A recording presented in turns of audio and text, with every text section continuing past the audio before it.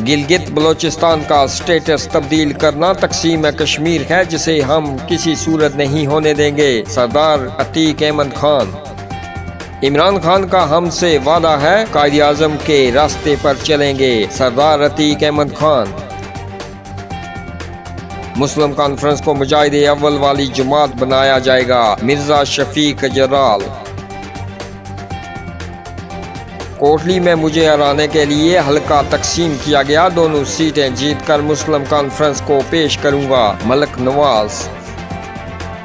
LOC की असल हैसियत 1947 से की गई है। हुकूमत पाकिस्तान ने जो नोशी जारी किया, इसमें पूरी रियासत जम्मू व कश्मीर पाकिस्तान का हिस्सा, आज़ादी की कोई तहरीक कभी शिकस्त से फरसुदा नहीं हो सकती। भारत ने 370 खत्म करके देख लिया, तहरीक में तेजी आई, सरदार उस्मान अतीक और सगीर चगताई।